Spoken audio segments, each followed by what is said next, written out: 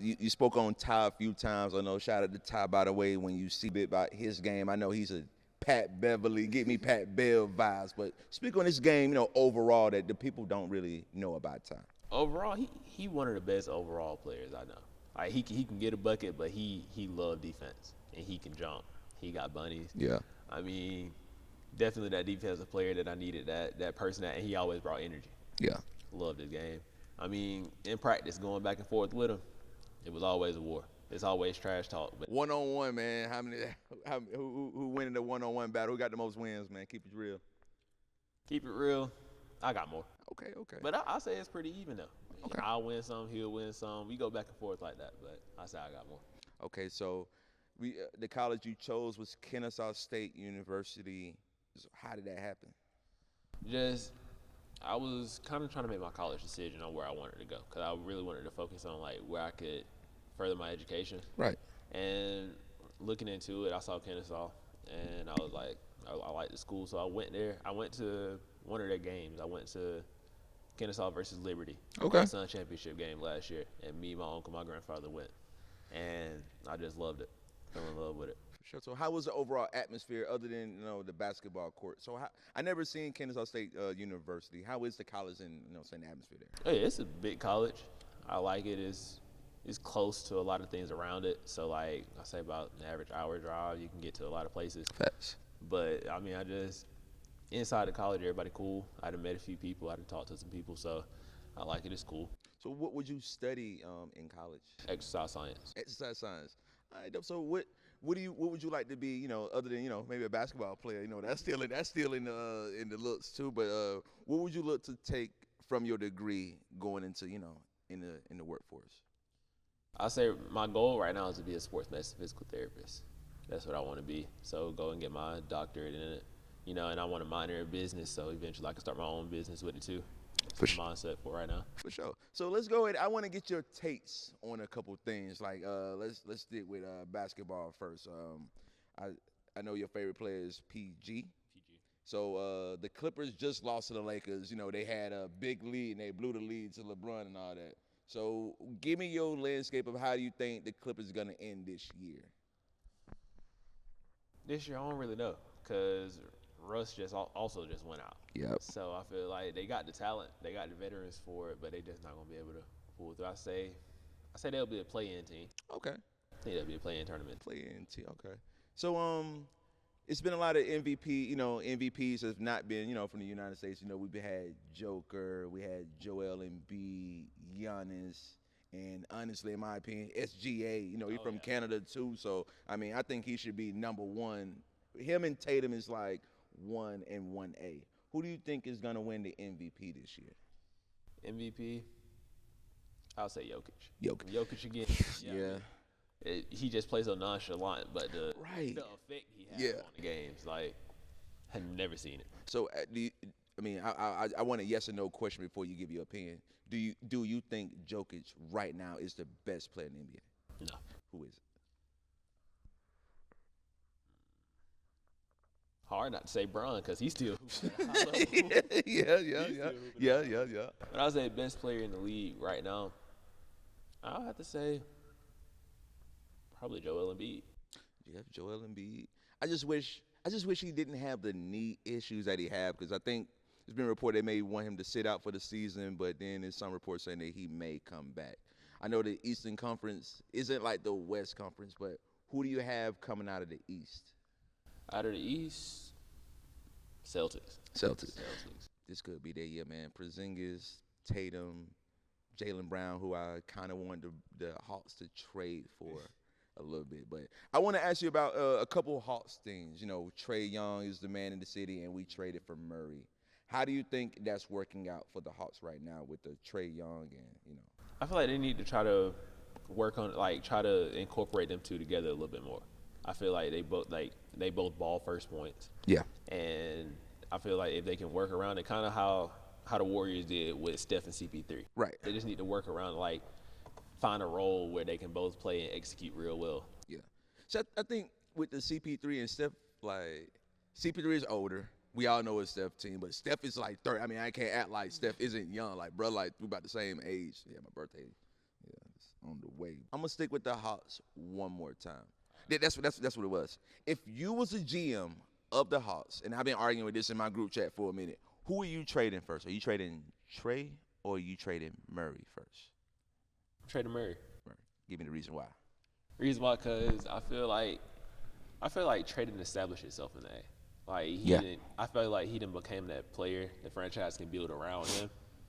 And DeJounte Murray, he just like if you looking at it stats wise, he hasn't produced as much. Like if you see Trae Young, the way he carried the team, the way he is, I feel like that's a person you want to keep around. True. So, in my opinion, I think it's kind of hard to win when your best player is the point guard. Because the last best player who was the point guard was Steph Curry. I mean, how old are you? 17. 17. So, give me a team. I ain't trying to stump you. Maybe I kind of am. Give me the team the last time the best player was a point guard on the team.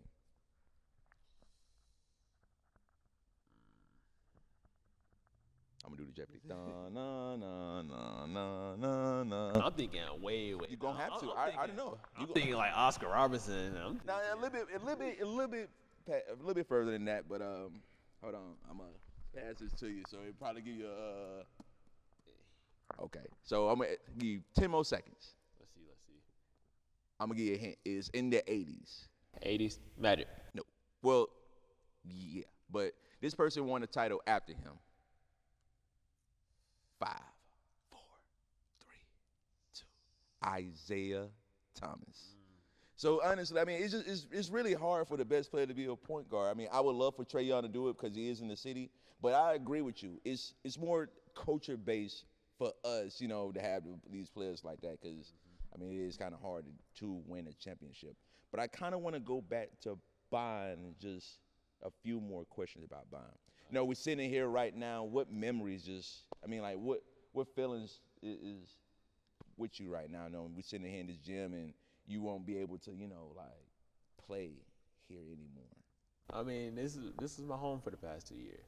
I mean, I loved every bit of it. From wins, losses, everything we learned, the talks in the locker room. Just the feeling of being in here right now, I know I did all I could do. For sure. And I want to talk about it. It was a game we're supposed to talk about, Sugar Hill. Sugar Hill. So what happened in that game? Sugar Hill, it was a very trash talking game, from the start. Did you get some? I had to get Okay. I had to get started early because that's how they were. They were a physical team, and I mean we crashed the boards. We did everything. We played defense. First half it was a neck and neck game. We went up 6 going into half. Third quarter, it's like referee just flipped the switch. It was like foul call after foul call, and I think in the second half we ended with 26 fouls called on us and 8 called on them. Jesus. So when you in the games like that, do you conversate with the refs like, hey, come on, hey, Blue, like, hey, bro, like, you know what's going on now? I ask them, like, even if I do get a call that I personally don't agree with, I'll just ask them, like, what I did wrong, see what I did wrong, and I'll even ask my mom in the stands. She be watching just as right. So I just, like, kind of ask, like, what I did wrong, what can I fix, and they'll usually, like, tell me, or sometimes they don't even get back with me, so. How many technical fouls you have in your career? 0. Is that more of like you never want to get a technical foul or you just never been provoked to really get off like that? I never really want to, wait, actually, I got one. I need it. Run the story, bro. I need a story. It was the region championship game I got to take. I got a block, and they called a foul on me, and I just ran off. Emotions got to me, and I was just saying, no, like, that's not a foul. Referee thought I was saying it to him, and he called that tech on me. Goodness gracious, man. So, what was the feeling? You know, like, was that a critical situation? Like, what was the score at that point? It was pretty close. I think we were up by 4 at that point. So getting that one, I already knew. I was like, we need that one, and I just looked at coach. I was like, my fault. Shouldn't let my coach get into it, but. So when you talking smack, like, what type of smack talker are you? You know, you got some levels like Kevin Garnett. You know, they gonna say whatever. You got Jaylen, who DM player girlfriends before the game and stuff like that. I mean, this is known knowledge. How do you know what I'm saying? How do you talk smack to folk? I say I talk most of my junk on the offensive end when I got the ball. Just if somebody guard me, I'm going to let them know you can't guard me. Right. Constantly get in his head. If they at the free throw line, I constantly tell them you can't shoot it. Okay. Get in their head. I just do small things. Right. Really get in their mind. So like when the crowd, so how do you interact when the crowd is talking smack to you? Let's say you had a away game, say Fullerton or something like that. What do you do when the crowd talking smack to you? Do you ignore it or do you kind of feed into it? It's actually a game perfect for this. It's when we played Sherwood in their gym this year. Yeah. And they have like right behind the basketball goal, they have their student section, all of them lined up. Right. And I'm talking about from start to finish, they just like talking, and Right. I'm interacting a little. Yeah. And I say that game went into overtime. Mm. And it was an overtime game, and I ended that game with 30. Okay. I say at the free throw line, just casual free throw, and I just tell them like, y'all just be quiet. Yeah. Game over with, and I interact a little bit, but for the most part, I'll tone them out, just play my game. Just one advice. Let's say somebody talking smack to you and they in the student section. If y'all winning, just point to the scoreboard. Like, you ain't even got to say it, just point to the scoreboard. But, I'm a video game fiend. We were talking about this and stuff like that. We kind of do play 2K. But you say you an advocate Madden player? Madden. So when did you first, I'm saying you 17, so you probably started in like Madden 10 or something like that. When did you, I'm just joking. When was the first year you played Madden?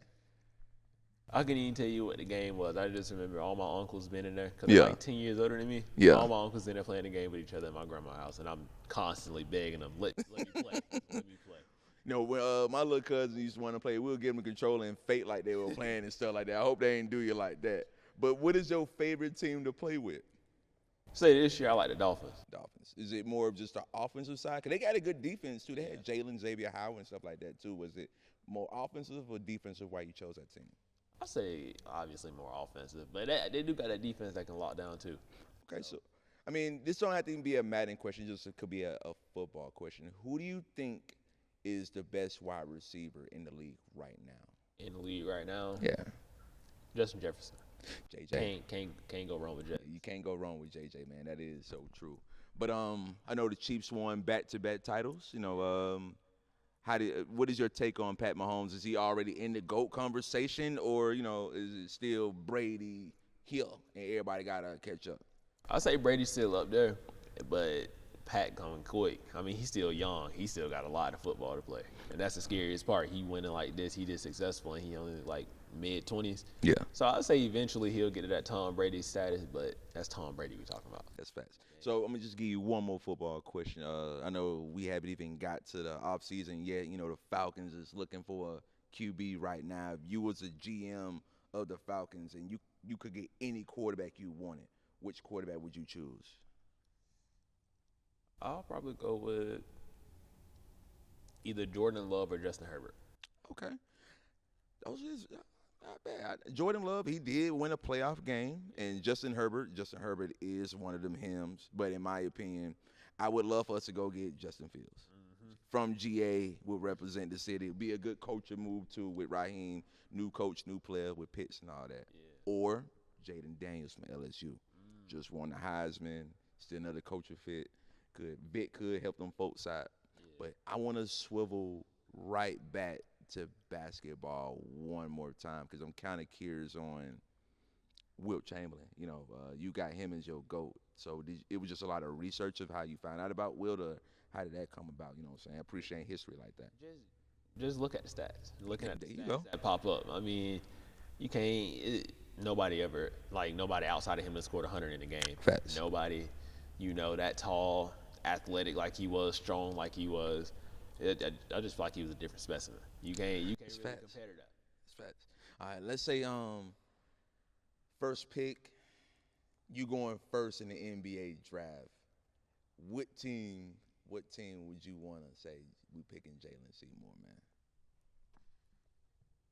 man? That's a good question. I'll probably say Miami. All right, go to the Heat coach, Pat Riley. Yeah. I love Heat culture. So, you say you've been to Miami before. How's the vibes in Miami, man? It's unreal. Unreal. That this atmosphere in the game before it even start, just how everybody get involved with the game. It was a very atmospheric type game. So sometimes when you score that 49-point game, like, do you be in the zone? Like, do sometimes you just channel everything out, like the crowd and everything? You just focus on the game, or is it still like kind of the same game? You scored 30, you scored 49. Yeah, I'm tone everything out. Just looking at that scoreboard, seeing it was close, and I know I want to pull away. I just tone everything out. I just go out there and just focus. For sure. I also, on this court, I've seen you do a lot of step back, James Harden-esque shots. When did you develop